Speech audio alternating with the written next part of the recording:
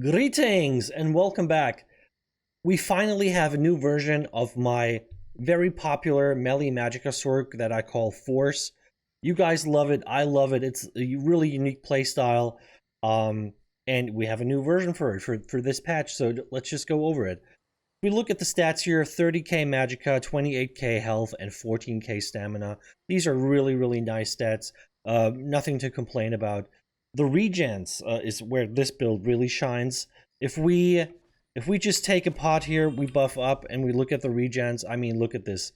Almost 3k Magicka recovery, 1.7k health recovery. Fully buffed, this goes up to almost 3k health recovery, and then we have a casual 2k stam recovery, because why not? You know, why not? That's how we do.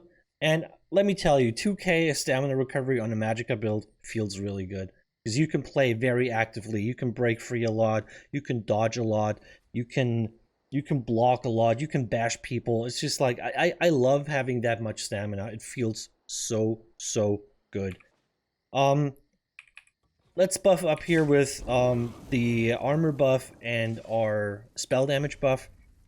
So on the front bar, 3600 spell damage. This goes up to like 4k spell damage if we do the poke on the back bar. And then, of course, 17 spell resistance and 15k physical resistance. This is a light armor build, so, you know, appropriate light armor resistances, I would say. But over 3k crit resistance, so that's not too shabby, I would say. A lot of healing on this build. You know, strong damage, speed. So and of course you have a lot of health recovery. So the resistance is not that important. You're still pretty, you know, I don't want to say tanky, but if you played right, if you played this build to its strengths, then you're gonna be fine. You're gonna be fine. So yeah, we're running the Lover on this one, just for some extra spell penetration. It helps get the damage through. If you want to use something else, that's possible, but I think a little extra penetration goes a long way. We are a vampire, and I recommend being a vampire because we use vampire skills. So, yeah, stage 1 is fine. I wouldn't go further. Stage 1 is going to do you fine. You're not going to have the harsh disadvantages of stage 4 or the other stages. And the cost reduction of your vampire skills is not important anyway, but not having the cost increase on your other skills is definitely going to be an important part here. So stage 1, I would recommend don't go further. And then we're using the Clockwork Citrus Fillet as our food. A little bit on the expensive side, but I gotta say, max health, health recovery, max Magicka, and Magicka recovery, you just can't go wrong with that. If you're just not, if you're not comfortable paying so much for food, you can go for Witch Mother's Potent Brew, which is basically the little sister of this one. You're giving up the health recovery. The rest is still there, a little bit reduced values, but overall, you could run it with that. I ran the build with Witch Mother's Potent Brew when I ran out of Clockwork Citrus Fillet in the middle of a BG, so that's fine. But ultimately, if you can't afford it, I would recommend this one here. So let's look at the sets here. We're running Amber Plasm. You've seen me use the set many times before. It is an amazing set. So much regen on all fronts here. Also, a little bit of extra Magicka, a little bit of extra spell damage, a little bit of extra spell critical. This set is just jam-packed with goodies. End of the story. That's all I have to say about it. Next set is Eternal Vigor. You've seen me use this set a million times before, and even in combination with Amber Plasm. And why? Because it's so good. If you combine these two sets, you get insane regens. And you would think, oh, but I gotta build for more damage. You don't have to build for more damage. Drop it. Just get over it. You don't have to. Put a 2H on and you're fine. I mean, look at me. I have two basically sustain sets here, right? And I still have 4K spell damage. You know, you don't need more. So I would highly recommend just really looking into combining these two sets. They're amazing. So like I said, Eternal Vigor, amazing regens, a little bit of extra max health here, which, you know, really helps. Having a build like that, that's like, you know, it has a lot of regens and a lot of health, just it really ties in with the really sustainy kind of play style. And even though you're not really built tanky, you're still tanky because you have a high HP pool, you have good heals, and you have a lot of health regen. So that just ties all in and just makes this build so amazing. The next one we have is one Molakena. So you can basically put here whatever you want. This is just one monster piece set, one monster set piece.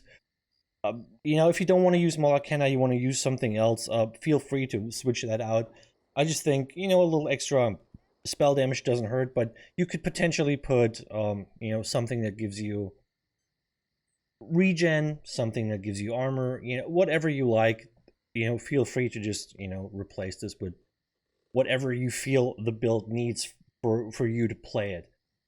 And then the next one is Ring of the Wild Hunt. This is, you know, is one of my favorite rings. All it does is give you a nice little speed bonus. You know, 15% speed while in combat and 45% speed while you're out of combat. What can I say? You know, if you're just moving between objectives and you're not in combat, you're going to be super fast. And even in combat, you're just going to have 15% extra. You don't have to do anything for it. You don't have to cast anything. You don't have to keep a buff up or anything. 15% always there at all times. What's not to love? What's not to love? So if we go over the traits and enchants, of course, as always, infused with the tri-stat enchants on the big pieces, and on the small pieces, impen with Magicka. You could potentially, you know, mix and match with health and stamina if you feel like you want more of those. But, you know, I think, you know, Magicka is the way to go here.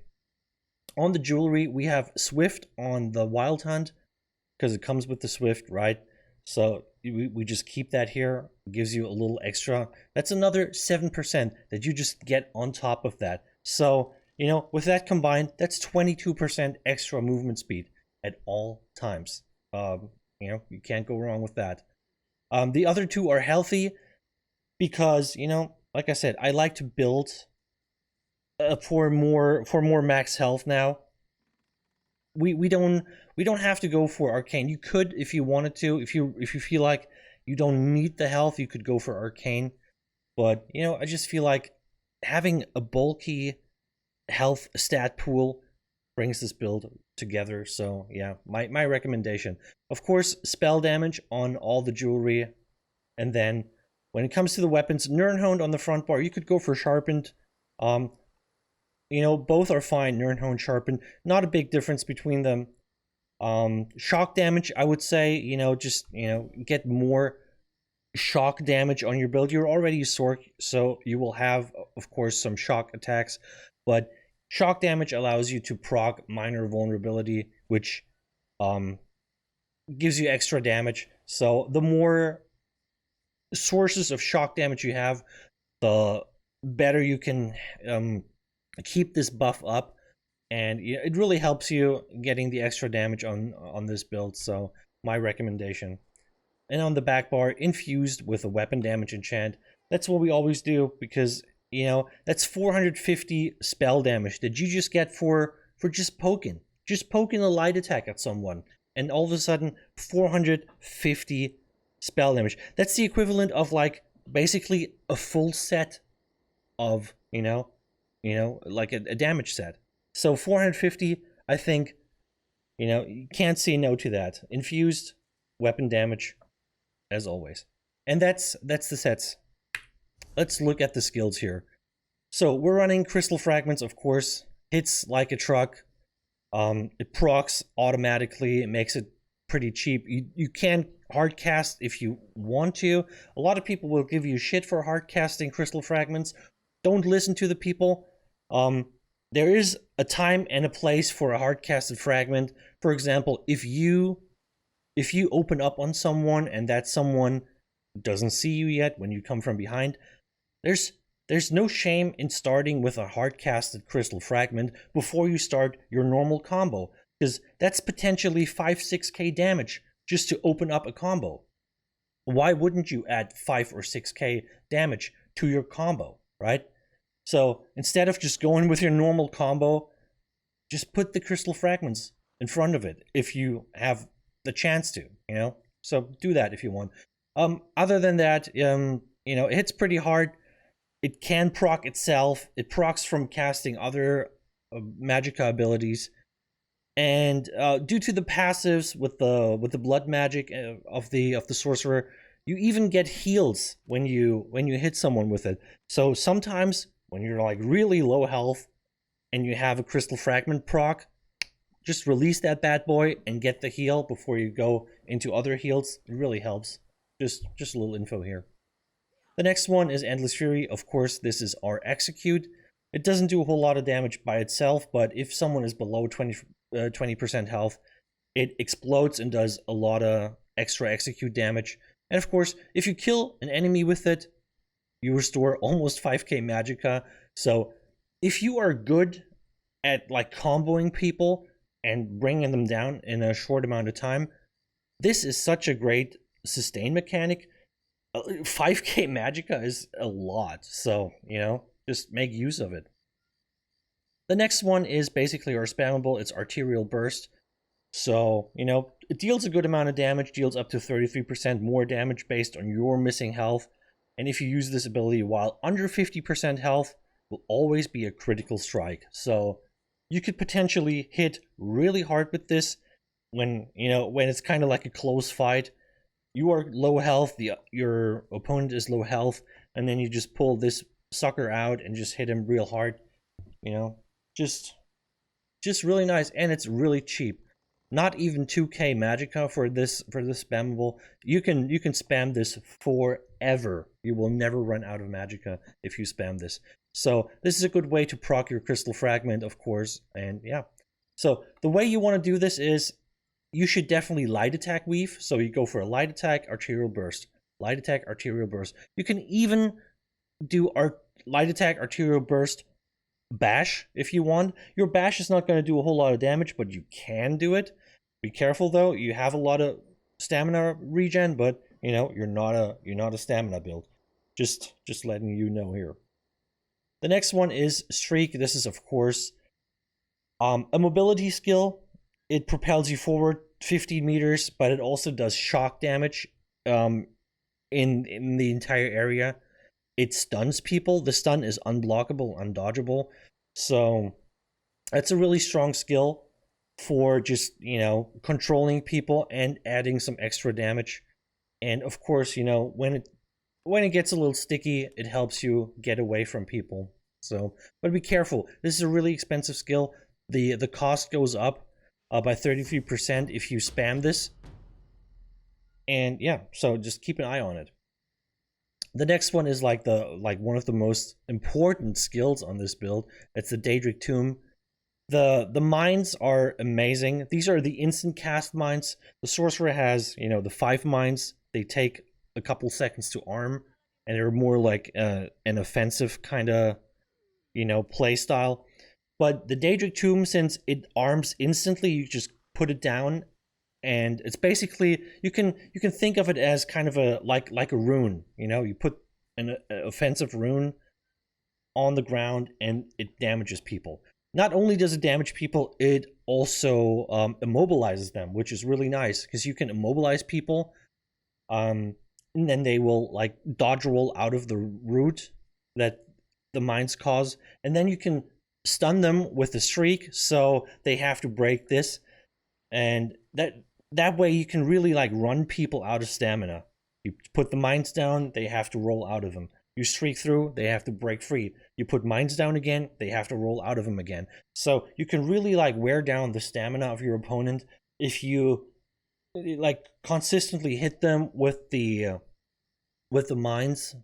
You root them, and when they don't have CC immunity, you just use your streak, and that way it's pure CC abuse. People hate it, but it will give you the edge in a fight. So and of course they hit pretty hard.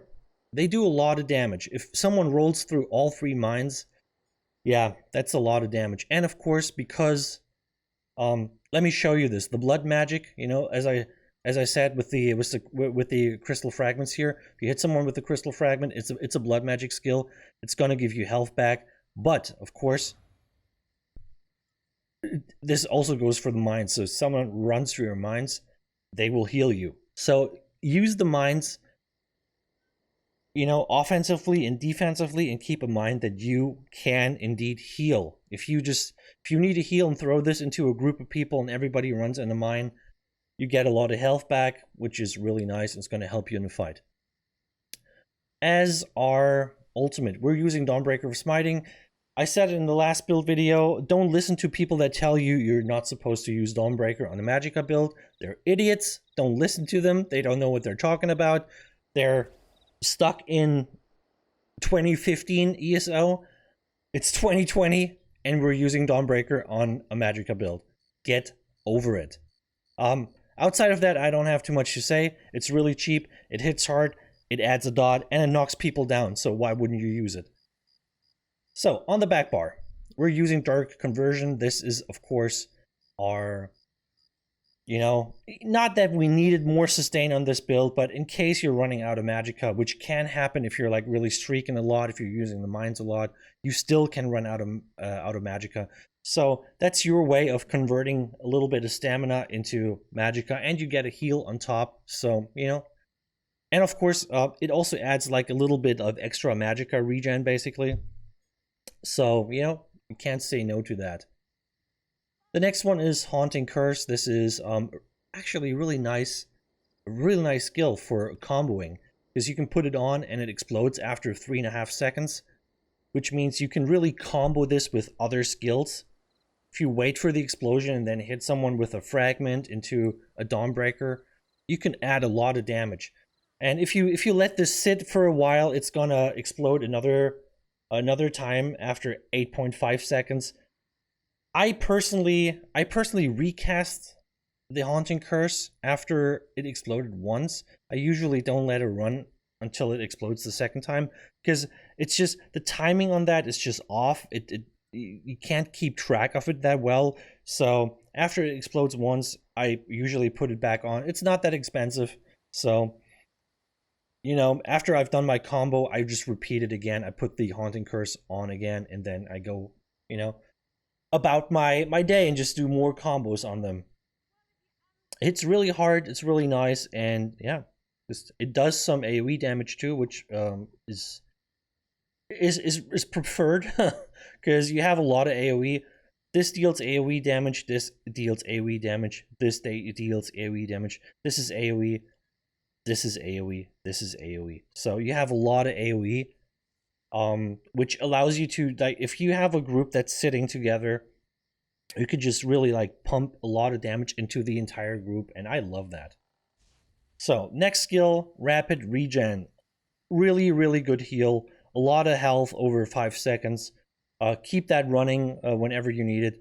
I would suggest, you have defensive heals and you have offensive heals, because we are Sorc, so we're using Crit Surge, of course, so dealing critical damage is going to heal us. So one thing that's really nice is having, like, casting the Rapid Regen and then going into the front bar and streaking through somebody. If it's multiple people, even better, because then you're almost guaranteed, you will always guaranteed get a crit if you streak through multiple people. And that will heal you, of course. That kind of helps you with the heals in general. So make sure that when you put on, like, when you get low health and you put on the Rapid Regen, make sure you also do some damage just to get the Crit Surge heals as well. That really helps you just heal up quickly if you need to. The next one is Boundless Storm. This is our armor buff. It adds a little bit of Major Expedition, and it does a little bit of AoE damage. which is really nice. This can, of course, also proc your crit surge. So if you just have this up and you run into a couple people, it hits multiple people, it will most definitely crit after like 1 or 2 seconds. And then you get a nice heal out of it. So, you know, just make sure you always have it up, and make sure when you really need a lot of heals, make sure you stay close to targets. This doesn't have to be a player. It could be a pet. It could be an NPC. You know, whatever. Make sure you always hit people with your AoEs so you get the heals from your crit surge. This gives you the major sorcery, and like I said, when you deal crit damage, you just get a nice big heal out of it. So, you know, that's all it does. Really nice. 33 seconds, pretty long buff, so you don't have to recast this a whole lot. Make sure it's always up so you get the extra damage and you get the heals. It's really important. And the last one here is the Life Giver. This is just a nice burst heal. Should you really need it, should you be in a lot of trouble, pop this and then, you know, go offensive, because it's, you know, in most cases it's almost impossible to kill you while you have this up. You're really strong, you're really healing a lot. If you want, you can also pop a rapid regen on top of that. Then you're probably you can't die. If you manage to die with a rapid regen and a Life Giver running on you, then it's your fault. Sorry, it's your fault. And that's the skills. So, let's look at the champion points. In the red tree, got 51 Ironclad, 77 in Resistant, 43 in Hardy and Elemental Defender, 56 in Quick Recovery. In the green tree, we got 37 in Warlord, 19 in Sprinter, 22 in Mooncav, 56 in Arcanist, 43 in Healthy. No Tenacity, you know, because we're stacking the health regen. 10% extra health regen, probably more worth than the 10% Tenacity that we usually go for. So definitely go for the Healthy here. Then 56 Tumbling, because we want to dodge roll a lot. And then 37 in Shadow Ward, just for a couple blocks. In the blue tree, 56 Elfborn, 56 Elemental Expert, 77 spell erosion, and then the rest into Master at Arms. Nothing in Thaumaturge because we're not using damage over time abilities. So Master at Arms, make sure that our burst abilities are going to be nice and crisp and hit like a truck. And that's it, ladies and gentlemen. That's the build. I hope you like it. It's really fun to play. Check out the clips that I uploaded showcasing the playstyle. You can even look at the old clips from like older versions. The playstyle didn't change. It's basically the same. So, you know, check them out. If you like this video, I would appreciate if you could like, comment, and subscribe. And, you know, that's basically it. By the way, we have some merch going on. So if you want to cop some merch, support the channel, and look really cool, I'll put the links to that down in the description. And that's about it, guys. I'll be back with a new build pretty soon, so take it easy.